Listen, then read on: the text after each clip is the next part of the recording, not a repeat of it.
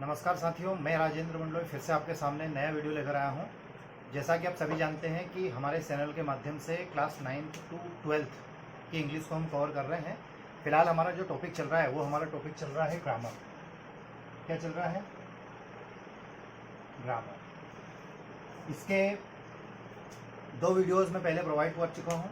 उन वीडियोज़ को यदि आपने नहीं देखा है तो आप प्लेलिस्ट में जाकर उनको देख सकते हैं। प्लेलिस्ट का नाम है ग्रामर फॉर ऑल। इस नाम से आपको प्लेलिस्ट मिलेगी जिसमें डेली वीडियोस मैं ऐड करूंगा और डेली आपको वीडियो देखना है। लिंक बाय लिंक ये चलते रहेंगे। लिंक बाय लिंक कैसे चलते रहेंगे? जैसे मैंने पहला वीडियो प्रोवाइड किया था टेंस का। कहने का तात्पर्य ये है कि टेंस के कॉन्सेप्ट आप यदि आपके क्लियर हैं तो आगे की आने वाली जो भी ग्रामर हम पढ़ेंगे वो सारी ग्रामर आपको बहुत ही अच्छे से क्लियर हो पाएगी। इसका सबसे अच्छा उदाहरण आज के इस वीडियो में आपको मिलेगा कि कैसे टेंस के कॉन्सेप्ट क्लियर करके हम आगे आने वाली ग्रामर को बहुत ही अच्छे से और इजी मेथड में सरल तरीके से सीख सकते हैं। तो चलिए आज के वीडियो की शुरुआत करते हैं। इससे पहले मैं आपसे रिक्वेस्ट जरूर करूंगा कि आप अपने फ्रेंड्स, रिलेटिव्स, क्लासमेट्स के पास इन वीडियोस को शेयर जरूर करेंगे ताकि वह भी इसका फ़ायदा ले सके। ठीक है दोस्तों, उम्मीद करता हूँ कि आप मेरा साथ जरूर देंगे और ऐसे ही हमारे वीडियोज़ को देखेंगे, लाइक करेंगे, शेयर करेंगे और चैनल पर यदि आप नए हैं तो हमारे चैनल को आप सब्सक्राइब भी करेंगे।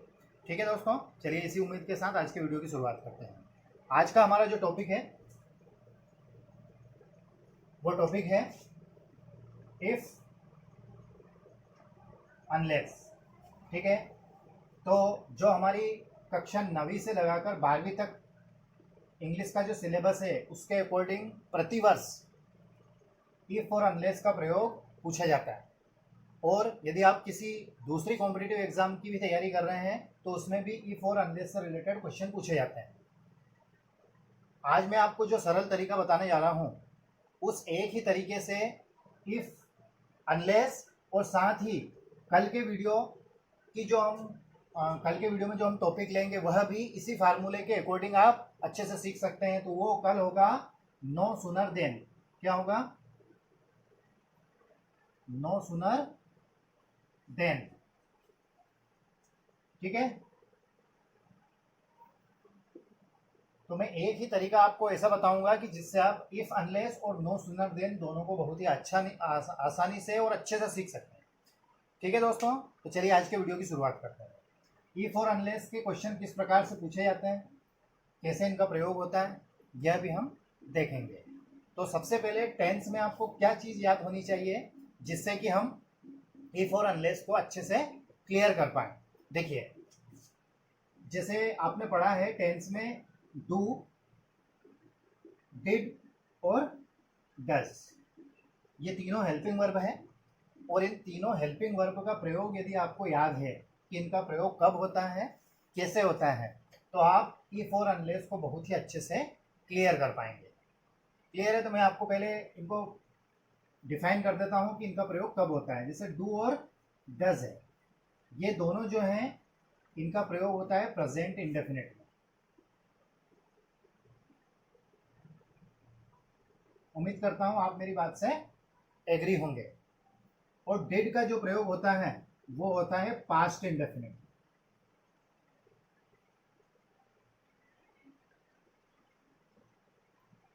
डिड का पास्ट इंडेफिनिट में और डू और डज का प्रेजेंट इंडेफिनिट। क्लियर है? वैसे तो आपको जानकारी होगी ही, फिर भी हम इनको अच्छे से क्लियर करेंगे।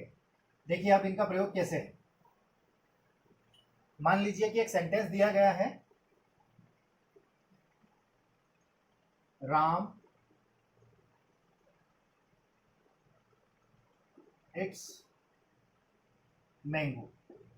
ये सेंटेंस दिया गया है और मैं आपसे यदि ये बोलूं कि इस सेंटेंस को आपको इंट्रोगेटिव करना है और नेगेटिव करना है, ये सिर्फ आपको यदि याद है कि इस सेंटेंस को इंट्रोगेटिव करना है और नेगेटिव करना है तो आप यूँ समझ लीजिए कि इफ और अनलेस आप सीख गए हैं। ठीक है, हम ये बेसिक चीज़ कॉन्सेप्ट पहले क्लियर कर रहे हैं, उसके बाद में आप आसानी से सीखेंगे। इस सेंटेंस को हम इंट्रोगेटिव करेंगे तो क्या करेंगे? सबसे पहले हम देखेंगे कि इसमें वर्ब कौन सी है। ईट वर्ब की फर्स्ट फॉर्म है, उसमें एस लगा हुआ है। ठीक है, सब्जेक्ट सिंगुलर है। वर्ब की फर्स्ट फॉर्म में जब एस या एस लगा हुआ होता है तो सेंटेंस प्रेजेंट इंडेफिनिट का कहलाता है। अब ऐसे सेंटेंस को जब हम इंट्रोगेटिव या फिर नेगेटिव करते हैं तो हेल्पिंग वर्ब डज का प्रयोग करते हैं। किसका प्रयोग करते हैं? डज का प्रयोग करते हैं। डज कब लगता है? जब सब्जेक्ट सिंगुलर हो या फिर ही सी इट नेम में से कोई एक हो। तो राम यहाँ पर सिंगुलर है तो राम डज नॉट, अब ये इसमें से एस हटा देंगे क्योंकि हम सेंटेंस को नेगेटिव कर रहे हैं। तो Ram does not eat mango. Clear है? ये तो हमने सेंटेंस को कर दिया नेगेटिव। किया क्या है हमने? वर्ब में एसीआईएस लगा हुआ था जिससे हमें ये पता चला कि प्रेजेंट इंडेफिनिट का है, और जब वर्ब में एसीआईएस लगा हुआ होता है तो हेल्पिंग वर्ब डज का प्रयोग होता है। अब नेगेटिव हमने किया है तो हमने सब्जेक्ट के बाद में हेल्पिंग वर्बों के बाद में नॉट, और वर्ब में जो एस लगा हुआ था उसको हमने हटा दिया है। अभी हमने इसी सेंटेंस को नेगेटिव किया था, अब इसी सेंटेंस को हम इंट्रोगेटिव कर रहे हैं। ठीक है, तो वो तो आपको पता ही होगा। इंट्रोगेटिव जब हम करते हैं तो हेल्पिंग वर्ब आगे आती है, डज राम ईट, एस हट जाएगा, मैंगो। ठीक है, तो ये तो था डज का प्रयोग वाक्य को इंट्रोगेटिव या फिर नेगेटिव करने के लिए।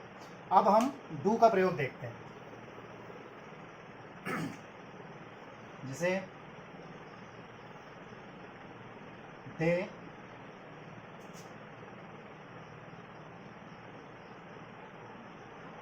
Right a letter. इस सेंटेंस को हमें इंट्रोगेटिव और नेगेटिव करना है। तो देखिए, सबसे पहले किसी सेंटेंस को हम इंट्रोगेटिव करें या नेगेटिव करें तो सबसे पहले हमें ये फाइंड आउट करना होता है कि दिया गया सेंटेंस किस टेंस का है, और वो पता चलता है उसकी वर्ब से। देखिए, यहाँ पर वर्ब की फर्स्ट फॉर्म दी गई है, इसकी तीनों फॉर्म होती है राइट, रोट और रिटर्न। तो वर्ब की फर्स्ट फॉर्म जो है वह प्रेजेंट इंडेफिनिट में होती है। दिया गया सेंटेंस में, माफ कीजिएगा, दिए गए सेंटेंस में भी subject I we they you या फिर कोई प्लूरल हो, बहुवचन हो, दे मतलब वे, और ये प्लूरल है, और वर्ब की फर्स्ट फॉर्म हो तो दिया गया सेंटेंस प्रेजेंट इंडेफिनिट का कहलाता है। और इसमें हम हेल्पिंग वर्ब डू का प्रयोग करते हैं। किसका प्रयोग करते हैं? डू का। जब subject I we they you हो तो हेल्पिंग वर्ब डू का प्रयोग किया जाता है। तो इसको हम नेगेटिव करें तो क्या होगा? They do not write a letter. ये नेगेटिव हो गया। अब इसी सेंटेंस को यदि हम इंट्रोगेटिव करें तो क्या होगा? इंट्रोगेटिव करने के लिए हम हेल्पिंग वर्ब को आगे लेके आते हैं, तो क्या हो जाएगा? Do they write a letter.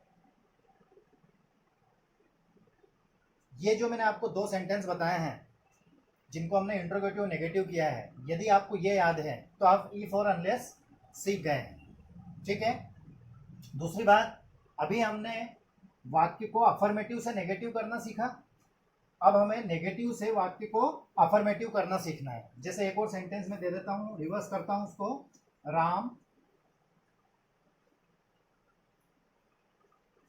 Does not eat mango.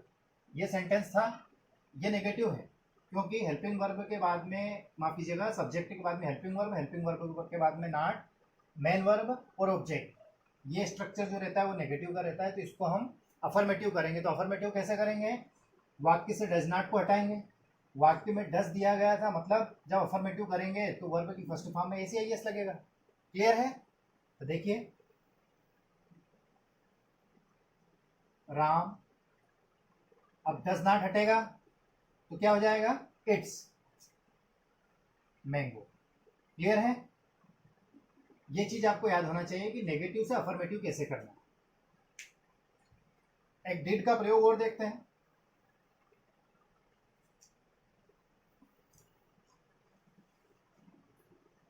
जैसे दिया गया है, रिया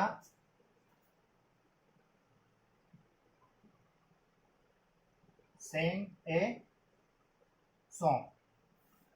अब मैं आपसे ये बोल दूं कि इस सेंटेंस को आपको नेगेटिव करना है, तो कैसे नेगेटिव करेंगे? सबसे पहले आपको ये देखना पड़ेगा कि ये सेंटेंस किस टेंस का है। वो कैसे पता चलेगा? वो पता चलेगा इसकी वर्ब से। ये सब्जेक्ट, वर्ब और ये ऑब्जेक्ट है। तो वर्ब से हमें पता चलता है कि दिया गया सेंटेंस किस टेंस का है। देखिए, इसकी तीनों फॉर्म होती है, सिंग, सेंग और संग। फर्स्ट फॉर्म सेकेंड फॉर्म और थर्ड फॉर्म। कौन सी फॉर्म है ये? Second form. और 12 टेंस जो हमारे हैं उन 12 टेंस में एकमात्र ऐसा टेंस है जिसमें वर्ब की सेकंड फॉर्म होती है, वो होता है पास्ट इंडेफिनिट। क्या होता है? पास्ट इंडेफिनिट एकमात्र टेंस ऐसा है जिसमें वर्ब की सेकंड फॉर्म का प्रयोग होता है। तो वर्ब की सेकंड फॉर्म का प्रयोग पास्ट इंडेफिनिट में होता है और उसमें हेल्पिंग वर्ब कौन सी लगती है? डिड। ठीक है, तो अब इस सेंटेंस को हमने फाइंड आउट कर लिया है कि कौन से टेंस का है और कौन सी हेल्पिंग वर्ब लगेगी। बस अब इसको नेगेटिव करना है। तो चलिए इस सेंटेंस को नेगेटिव करते हैं। क्या दिया गया है? Riya saying a song. तो Riya did not saying a song. अब इसी सेंटेंस को हम चाहें तो इंट्रोगेटिव कर सकते हैं। इंट्रोगेटिव का रूल क्या है? हेल्पिंग वर्ब आगे। तो देखिए रिया सेइंग ए सॉन्ग, इसको इंट्रोगेटिव करना है तो हेल्पिंग वर्ब क्या है हमारी? डिड है। डिड रिया। अब सेकंड फॉर्म को फर्स्ट फॉर्म में लाना है। यहां पर माफ कीजिएगा, सेइंग के स्थान पर सिंग आएगा। Did Riya sing a song. Important चीज क्या है? वाक्य में सेकंड फॉर्म थी, तो जब हमने उसको नेगेटिव किया या इंट्रोगेटिव किया उस समय हमने उस सेकंड फॉर्म को वापस फर्स्ट फॉर्म में लेकर आए हैं। यही इंपॉर्टेंट चीज है। बस ये दोनों चीजें आप यदि सीख गए हैं तो इफ अनलेस और नो सूनर देन आपके बहुत ही अच्छे से क्लियर हो जाएंगे। चलिए देखते हैं अब इफ अनलेस का प्रयोग। ये मुझे आपको बताना बहुत ही आवश्यक है, क्योंकि ये कॉन्सेप्ट यदि आपके क्लियर नहीं रहते तो आप इनको समझ नहीं पाते। कहने का तात्पर्य यह है कि डू, डिड और डज, इन तीनों का प्रयोग वाक्य में किस प्रकार से होता है। वाक्य को इंट्रोगेटिव से नेगेटिव और नेगेटिव से इंट्रोगेटिव या फिर अफर्मेटिव ये चेंज करना हमें आना चाहिए, और वो हमने अभी सीखा है। आपको किसी प्रकार का कोई डाउट या कोई क्यूरी हो तो आप कमेंट्स कर सकते हैं। ठीक है दोस्तों, चलिए अब ध्यान देते हैं इफ और अनलेस पर। सबसे पहले हम इनके अर्थ समझने का प्रयास करते हैं। इफ का अर्थ होता है यदि, और अनलेस का अर्थ होता है यदि नहीं। क्या अर्थ होता है? यदि नहीं। तो अब ध्यान देना, कोई वाक्य रहेगा जिसमें या तो इफ दिया है या फिर उसमें अनलेस दिया है। यदि वाक्य में इफ दिया गया है तो इफ को हटाकर अनलेस लगाना है, और अनलेस दिया गया है तो अनलेस को हटाकर इफ लगाना है। ये हमें करना है। ठीक है, तो देखिए यदि वाक्य में इफ दिया गया है और हम अनलेस लगाएंगे तो देखिए यहाँ पर इफ के स्थान पर अनलेस लगाएंगे तो यदि से यदि तो कट गया, लेकिन बचा क्या? नहीं। कहने का तात्पर्य है कि जब हम इफ वाले वाक्य में अनलेस का प्रयोग करेंगे तो उस वाक्य में आगे नहीं अर्थ निकालने वाला शब्द भी होगा, तो उसको भी हमें हटाना पड़ेगा। ठीक है, देखते हैं एग्जाम्पल के रूप में।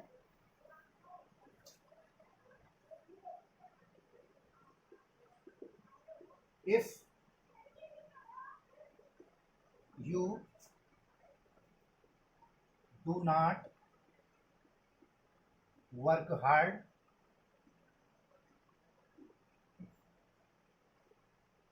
you will fail। और यहां पर दिया गया है रिमूव इफ।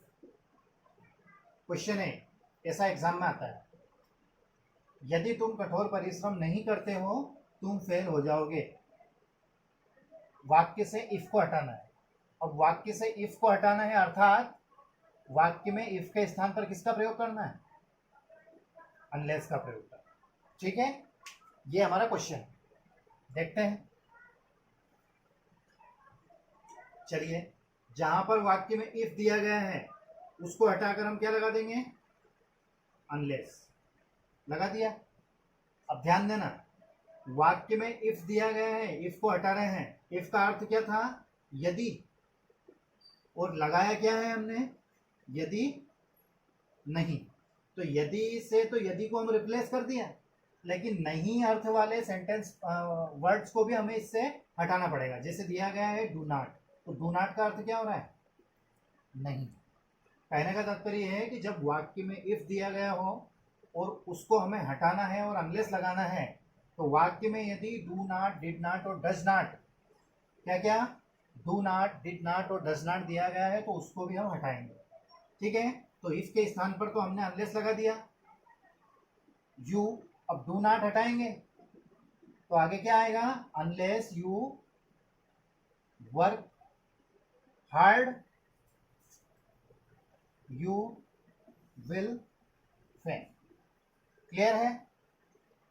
अब यहां से यहां तक आप देखिए, ये सेंटेंस यहां से लगाकर यहां तक, you do not work hard, ये प्रेजेंट इंडेफिनिट का नेगेटिव सेंटेंस था और इस नेगेटिव सेंटेंस को हमने क्या किया, you work hard, do not हटाया, मतलब इस सेंटेंस को हमने अफर्मेटिव किया। यही चीज हमने अभी इस टॉपिक को स्टार्ट करने से पहले सीखी थी। ठीक है, तो ये आपका आंसर हो जाएगा। एक और एग्जांपल देखते हैं, आपको अच्छे से क्लियर होगा।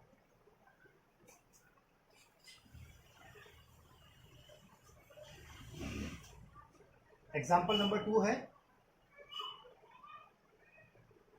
If C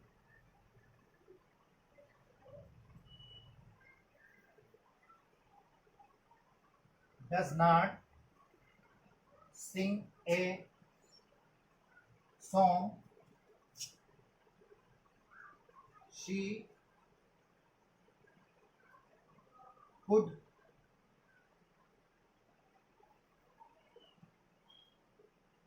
not win reward। यहां पर दिया गया है यूज ऑफ अनलेस, वह ऐसा भी दे सकते हैं, या तो ऐसा दे सकते हैं कि रिमूव इफ, या फिर दे सकते हैं कि यूज ऑफ अनलेस। ठीक है, तो इसका भी यही अर्थ है कि वाक्य में जहां पर इफ दिया गया है इसको हटाकर हमें अनलेस लगाना है, तो यहाँ पर इफ दिया गया है तो इफ को हटाएंगे। अब वाक्य में इफ के साथ साथ यदि डू नॉट, डिड नॉट या डज नॉट दिया हुआ रहता है तो हम उसको भी हटाते हैं, तो इफ के स्थान पर हमने क्या लगा दिया, अनलेस लगा दिया। सी ऐसा कैसा ही, अब ये जो डज नॉट है ये हटेगा, तो डज नॉट जब हटता है तो वर्ब की फर्स्ट फॉर्म में एस या ईएस लगता है, ये भी हमने समझा था शुरुआत में। तो क्या हो जाएगा, सी सिंग्स अ सॉन्ग। क्लियर है। ये देखिए सेंटेंस, ये प्रेजेंट इंडेफिनिट का नेगेटिव सेंटेंस था, इसको हमने क्या किया है, अफर्मेटिव किया। क्लियर है। बाकी बहुत की पूरा ऐसा कैसा है, she could not win reward. अर्थ क्या हो गया, यदि वह एक गीत नहीं गाती तो वह पुरस्कृत नहीं हो पाती। ठीक है दोस्तों, उम्मीद करता हूं आपको अच्छे से क्लियर हुआ होगा। नेक्स्ट एग्जांपल देखते हैं। Example number 3, unless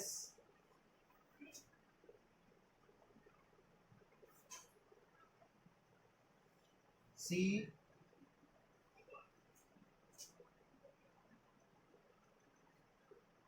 run fast, she cannot catch the bus। इसमें यूज ऑफ इफ का प्रयोग करना है, मतलब वाक्य में जहां पर अनलेस दिया गया है वहां अनलेस को हटाकर किसका प्रयोग करना है, इफ का प्रयोग करना है। ठीक है, पहले आप अर्थ समझें। यदि वह तेज नहीं दौड़ती, अनलेस का अर्थ होता है यदि नहीं, यदि वह तेज नहीं दौड़ती वह बस नहीं पकड़ सकती थी। ठीक है, वह बस नहीं पकड़ सकती थी, तेज नहीं दौड़ती, तो ये वो तेज दौड़ी थी इसलिए उसने बस को पकड़ लिया। वाक्य में जहां पर अनलेस दिया गया है, अनलेस को हटाकर हम इफ का प्रयोग करें। देखिए जहां अनलेस है वहां पर क्या लगा दिया, इफ सी। अब देखिए अनलेस को हटाया है हमने, अनलेस मतलब किसको हटाया है, यदि नहीं को, वो लगाया क्या है, यदि। तो यदि नहीं हटाया है तो नहीं अर्थ वाले को भी लगाना पड़ेगा, मतलब ये जो सेंटेंस अफर्मेटिव है इसको हमें नेगेटिव करना होगा। तो देखिए सब्जेक्ट क्या है, सिंगुलर है, और सिंगुलर है तो ये कौन सी वर्ब की फर्स्ट फॉर्म है, तो इसमें हेल्पिंग वर्ब कौन सी आएगी, does not run fast. If she does not run fast she can not catch the bus. ये आपका आंसर हो गया। ठीक है दोस्तों, तो हमने प्रयास किया हो कि काफ़ी सरल तरीके से हम इसको अच्छे से क्लियर कर पाएँ। उम्मीद करता हूँ कि आपको ये चीज़ें समझ आई होगी। आपको किसी प्रकार का कोई डाउट या कोई क्यूरी हो तो आप कमेंट्स कर सकते हैं, और साथ ही हमारे इन वीडियोस को आपके फ्रेंड्स, रिलेटिव्स, कलीग्स के पास शेयर करना ना भूलें। ठीक है, अभी मैं आपके लिए एक एग्जांपल दे रहा हूँ होमवर्क के तौर पर, वो मुझे आप कमेंट्स करके बताएंगे कि उसका आंसर क्या है। ठीक है दोस्तों, चलिए।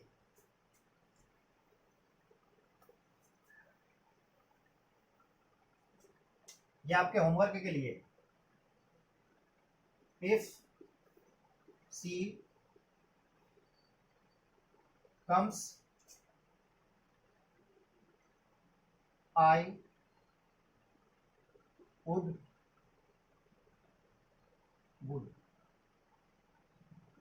like to teach her use of unless। ये आपके लिए होमवर्क है, और यही इस बात को डिसाइड करेगा कि आपको कितना समझ में आया और कितना समझ में नहीं आया है। ठीक है दोस्तों, if she comes I would like to teach her use of unless, वाक्य से इफ को हटाकर अनलेस का प्रयोग करना है।